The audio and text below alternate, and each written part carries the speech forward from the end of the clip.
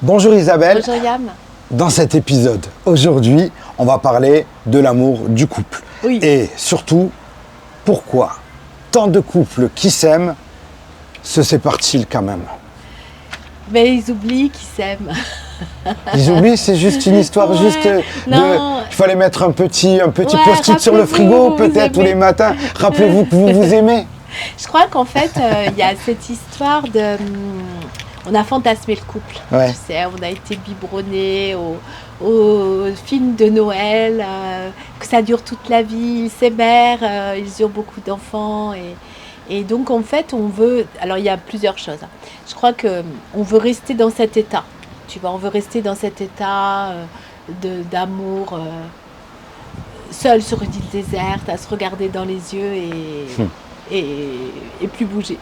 Sauf que la vie, elle vient nous balloter, elle vient nous faire vivre des difficultés. Et je crois que c'est au contraire là que ce serait un révélateur de comment le couple il vit ces difficultés à la fois extérieures et dans la vie commune, la vie de tous les jours, les problèmes d'argent, les enfants, le travail, la santé, la maison, les projets, les vacances, enfin tout ça, tu vois. Comment il oublie d'être en amour au quotidien.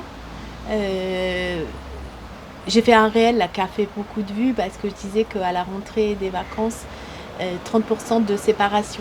Parce que les gens sont happés dans le métro boulot dodo et ils s'oublient. Au moment de la reprise, au Oui. moment des rentrées. Ben, parce que les vacances ont été conflictuelles et que souvent tu pars en vacances, du coup tu n'es plus dans ce quotidien rythmé par des horaires, rythmé par des choses à faire et tu sais, t'as plus rien à te dire. J'avais mal mis mon... Tu vois, t'as plus rien à... Finalement, t'as pas entretenu ton couple. Pourtant, on a passé des vacances. Imaginons c'était des vacances Oui, mais c'est d'été. les vacances qui sont révélateurs. Ah ouais.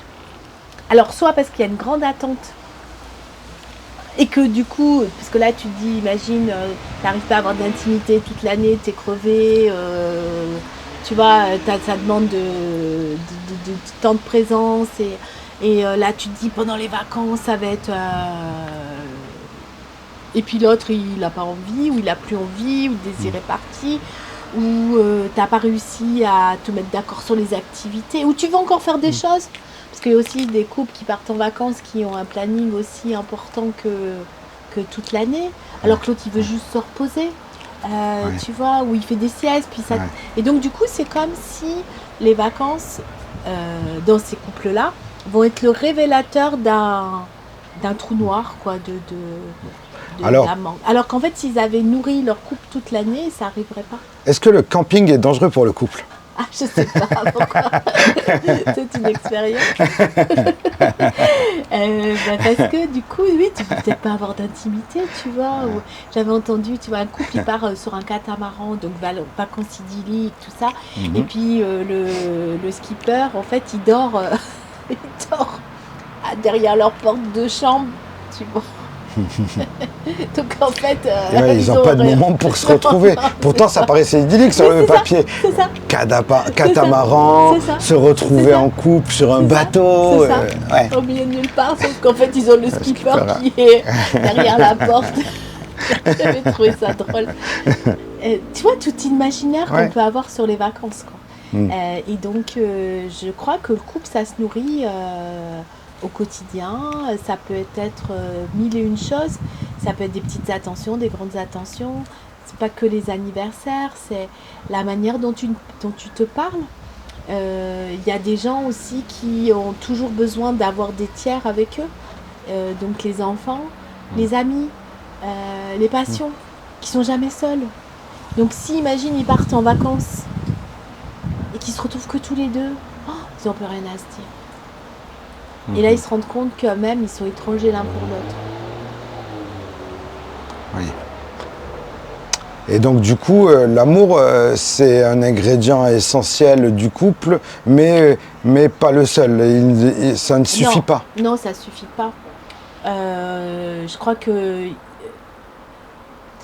pour moi, il y a plusieurs piliers en fait dans le couple. donc, est-ce que je partage des valeurs avec la personne avec qui je partage ma vie? Est-ce que j'ai les mêmes valeurs? On peut avoir des valeurs différentes, mais il y a pour moi une connexion, on va dire, de valeurs, un socle, tu vois. Est-ce que j'ai des projets?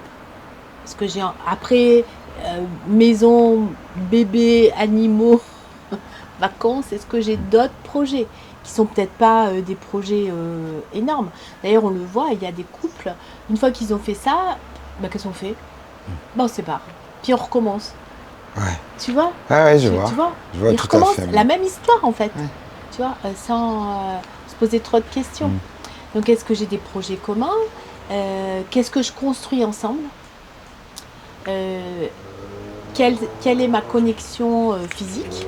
Donc, il y a pour moi l'intimité sexuelle, mais il y a aussi les petits gestes. Tu sais, il y a un livre qui s'appelle Les 5 langages de l'amour. Donc, c'est comment ma manière de témoigner de mon amour. Donc, je me rappelle plus l'auteur, mais c'est facilement retrouvable. Il y a les cadeaux. Il y a des gens qui témoignent leur amour avec des cadeaux. Il y en a d'autres, c'est les services rendus. Comment je soutiens mon compagnon ou ma compagne.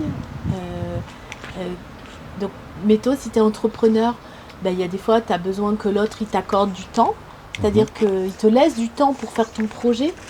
Ou au contraire, qu'il te soutienne si tu as un projet. Donc, il y a le projet commun, mais il y a le projet de chacun. Il y a le toucher, donc la tendresse, l'intimité et la connexion de est-ce que je peux parler de cœur à cœur avec mon partenaire de couple? Est-ce que je peux lui dire ce qui me touche? Est-ce que je peux lui dire ce qui me tracasse? Est-ce que je peux lui dire au contraire ce qui me met en joie? Parce qu'on parle de tout le temps les problèmes de couple, mais des fois on peut dire ouais, génial, ça va. Je suis tellement heureux de vivre avec toi. C'est tellement bon le repas qu'on est en train de partager. C'est tellement beau ce qu'on est en train de voir, tu vois, et de s'émerveiller ensemble. Et puis, on n'est peut-être pas tout le temps amoureux aussi. Toute la journée, tous les jours de l'année. Ah, ça serait épuisant. Ben ouais. Et ça serait même obsessionnel. Oui, on serait dans l'obsession. Et c'est pas une vie d'être dans l'obsession. C'est ça. Je pense. Et l'amour, ça doit pas être non plus obsessionnel. Ouais, ça doit être un fondement. Ouais, peut-être. C'est ça. Voilà, c'est ça. Ouais. Tu vois, mais on peut aimer l'autre et pas être amoureux tout le temps, tous les jours. Tu vois ce que je veux dire? Mais tu l'aimes. Ouais. Tu l'aimes. Tu l'aimes peut-être pas inconditionnellement non plus, parce qu'il y a peut-être des choses que dans ton monde, c'est pas acceptable. Tu vois, ça, c'est tes limites.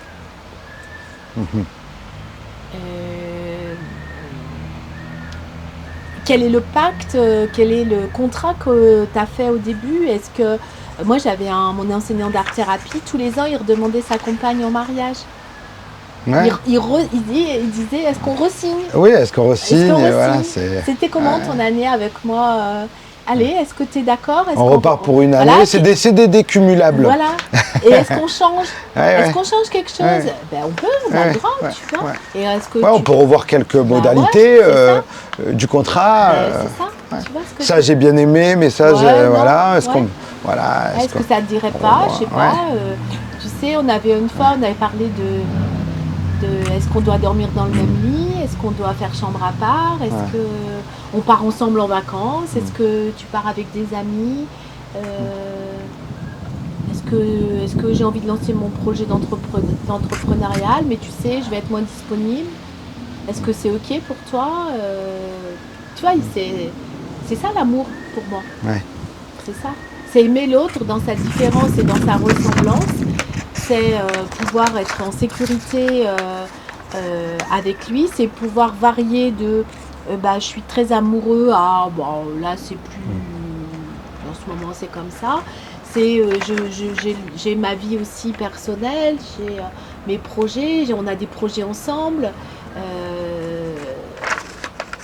C'est sécure quoi en fait. Tu vois, c'est ça. Alors il y a des points. En fait, on a l'amour. Ouais. L'amour, c'est essentiel pour être en couple, c'est le socle, ok.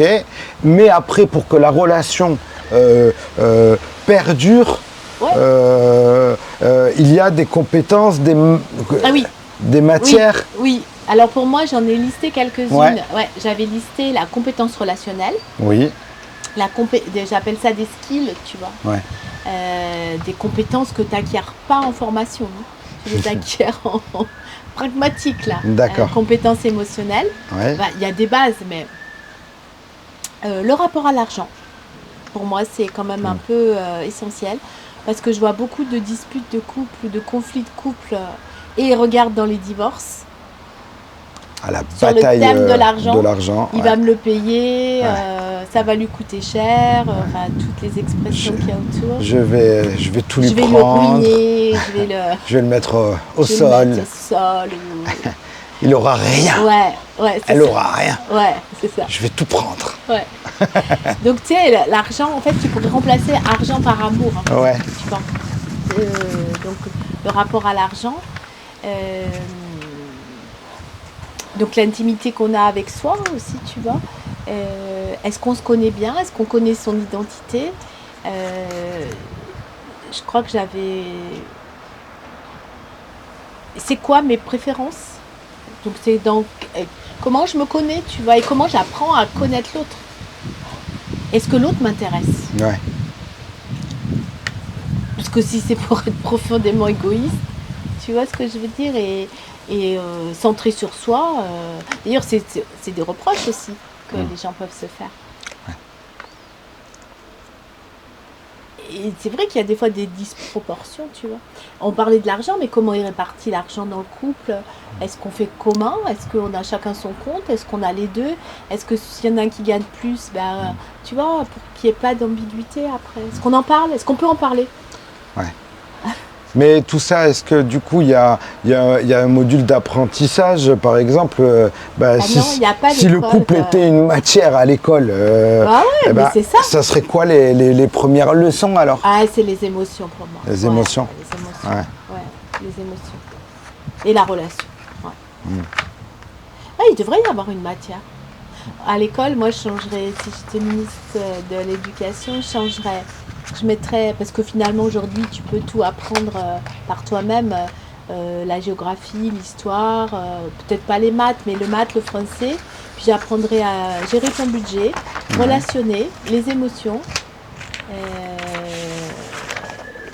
Qu'est-ce qui rend heureux? Qu'est-ce qui te rend heureux? C'est quoi tes valeurs?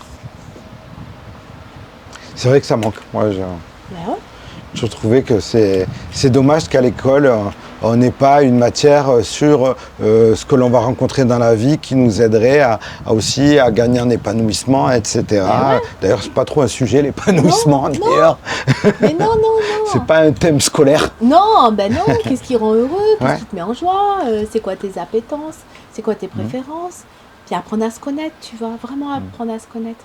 Et à rentrer en relation avec un autre individu et apprendre à le connaître. Ouais. Et qu'est-ce que je fais avec cet autre que je rencontre? Est-ce que je construis un couple? Est-ce que je construis une relation amicale? Est-ce qu'il ne m'intéresse pas et que c'était sympa, on s'est vu, on a pris un café, mais j'ai pas envie d'aller plus loin dans cette relation, quoi. D'ailleurs, le sujet de l'amour et du couple, chez l'humain en général, a bien plus d'importance que l'accomplissement professionnel au final. Mais ce que j'allais te dire, en fait, tu m'as devancé, pour moi il se joue partout, parce qu'il vient s'inviter dans le travail. Parce que quand tu n'es pas heureux en couple, quand tu es malheureux, quand tu souffres, quand tu es en recherche de couple, ou quand tu es... je veux dire, tu viens jouer tes frustrations, tes déceptions, tes désillusions, ta colère, ta tristesse en entreprise. Que tu sois à ton compte ou pas. Oui, mais si on demande à des personnes, on fait un sondage, imaginons, en faisant un petit sondage sur les réseaux, sur tes réseaux, Isa. Si vous pouviez nous dire, allez, vous avez la lampe magique, vous avez le droit qu'à un souhait, est-ce que vous voulez être épanoui affectivement, en amour, en relation, ou est-ce que vous voulez avoir une promotion professionnelle? Oui. Mais moi, je pense que l'un n'empêche pas l'autre. Bien sûr. Mais que la base, c'est le couple. L'amour, c'est le sujet universel des romans et des films et des histoires qu'on se raconte. Et regarde, tous les films, que ce soit de quelque nature que ce soit, historique, science-fiction, tout, policier, il y a tout le temps une histoire d'amour. Ouais. Tout le temps. De 0 à 99 ans. Ouais. Parce qu'on veut aimer, finalement, aimer l'amour avec un grand A, c'est ce qu'on est. C'est notre nature, tu vois. Et un bébé, il se pose pas la question s'il est aimable. Ouais. Tu vois, il est. Et après, on se demande si on est aimable. Et du coup, on vient jouer beaucoup de choses dans le couple, tu vois. Et c'est ce qui fait le mal en même temps. C'est à la fois, si c'est pas... C'est pour ça que je pense que c'est universel, parce que il n'y a pas d'âge. Tu vois, on dit pas c'est fini. Vous avez 90 ans, vous aimerez plus. C'est pas vrai. Le cœur, c'est la vie. Et donc c'est pour ça que j'ai vraiment à cœur, c'est le cas de dire, de creuser sur le sujet. Ouais. Et quelle que soit ta situation professionnelle.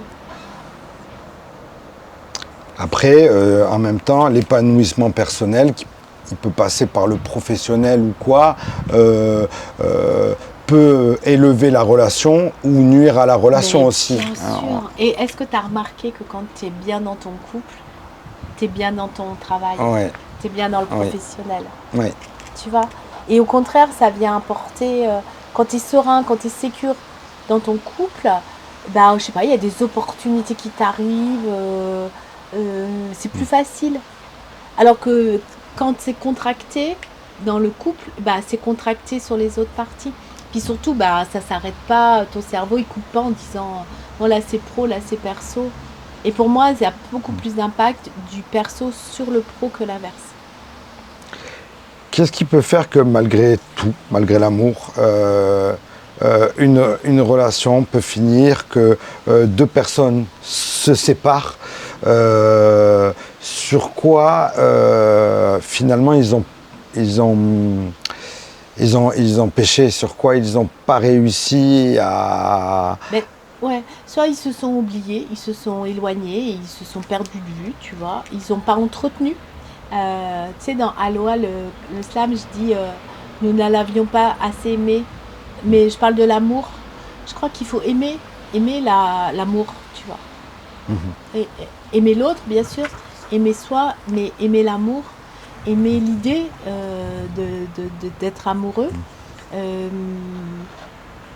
d'essayer. Et donc, des fois, t'es fatigué. Il y a eu des choses trop graves aussi qui se sont passées. L'autre a dépassé des limites. Ou toi, tu as dépassé tes propres limites. Ou tu as fait des choses que du coup, tu peux plus. Tu vois. Ou imposer aussi, peut-être des fois trop d'exigences à l'autre aussi. C'est ça. Je sais pas, moi j'ai eu l'expérience de quelqu'un qui était jaloux maladif. Il n'a pas pu faire autrement, mais c'était plus possible, tu vois. Donc des choses comme ça, des gens qui vont justement, on parlait de l'argent, qui ont un rapport tel avec l'argent, que c'est pas... Tu vois, il y a des incompatibilités, c'est-à-dire je t'aime, ou je t'ai beaucoup aimé, mais là, j'y arrive plus, quoi. J'y arrive plus, et là, et puis il y a des gens qui ont des histoires tellement lourdes, ou une personnalité, on va dire, tellement complexe, c'est ce qui m'est aussi arrivé. Du coup, en fait, la relation est trop complexe aussi, et du coup, on arrête le couple. Et des fois, c'est mieux. C'est mieux. Ouais. Tu vois, je dis pas qu'il faut sauver tous les couples, hein. Mais c'est bien de le faire en conscience.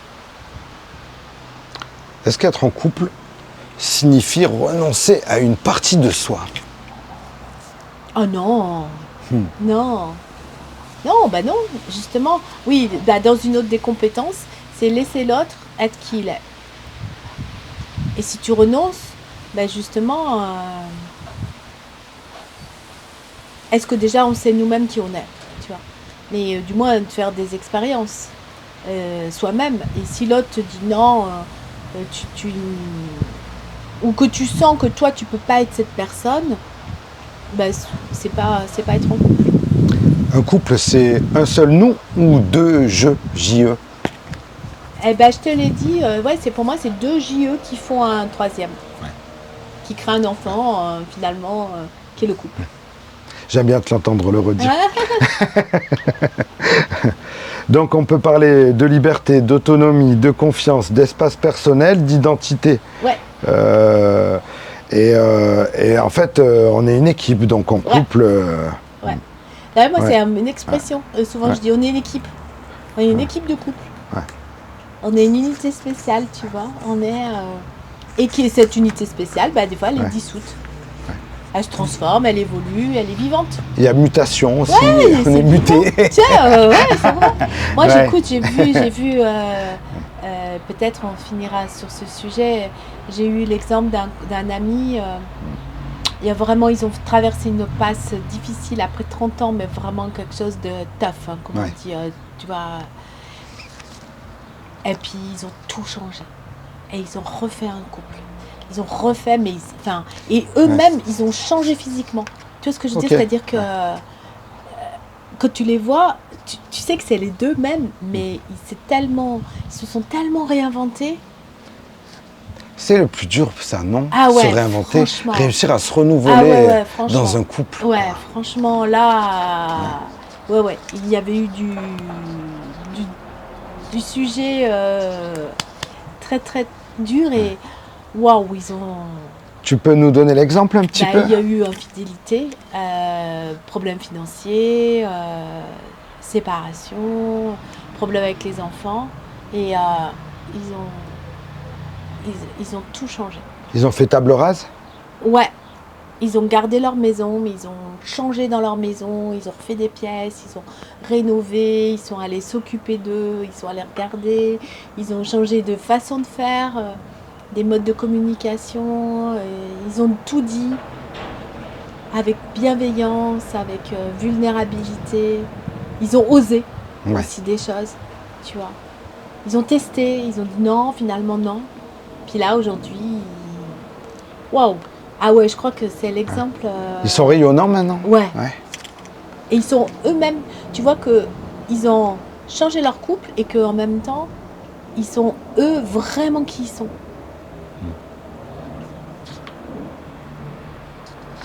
C'est ça qui permet à un couple de durer? Oui, se renouveler aussi, savoir aussi c'est ça, se dire il y avait les nous de ces 10 dernières années, mais on n'est plus pour les 10 prochaines. Bien sûr. Et puis il y a le nous à 30 ans, il y a le nous sur la photo de mariage, il y a le nous si on se marie, il y a le nous à parents, si on est parents, il y a le nous, et puis d'un coup il y a le nous à la retraite. Alors c'est encore une autre étape, quoi, parce qu'il y a nous avec notre corps, il y a le jeu avec son corps, avec l'arrêt de l'activité, avec une autre activité peut-être, et il y a le nous vieillissant. Donc tu vois, c'est la vie, c'est pas tout linéaire, quoi. Tu dis que les couples ne durent pas parce qu'ils évitent les crises, mais ils durent parce qu'ils apprennent à les traverser. Oui, parce que si tu es évitant, à un moment, tu peux pas éviter, tu peux pas tasser les choses. À un moment, c'est explosif, tu vois. Et donc, tu sais, des fois, ça peut être s'asseoir l'un en face de l'autre, puis dire, wow, c'est dur, hein, ce qu'on traverse, tu vois. Est-ce qu'on est l'un contre l'autre, ou est-ce qu'on est ensemble pour traverser la difficulté? Est-ce qu'on va se reprocher l'un l'autre que, je sais pas, je prends un problème d'argent, est-ce qu'on va se le reprocher? Oui, mais si tu avais suivi les comptes d'un année ou je sais pas quoi, qu'est-ce qu'on fait? Qu'est-ce qu'on fait ensemble? C'est quoi les solutions? Et ça, c'est pour moi, tu ressors super fort, quoi. Donc, qu'est-ce qu'on peut conclure sur... En fait, il faut savoir c'est quoi chacun aimer l'autre, tu vois. On n'a peut-être pas des définitions identiques. Et c'est quoi le projet qu'on a ensemble? Est-ce qu'on en parle? Est-ce qu'on n'en parle pas? Est-ce qu'on l'élabore ensemble?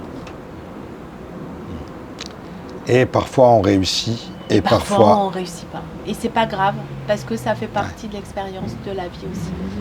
Très bien. Merci Yann. Merci Isabelle. Merci.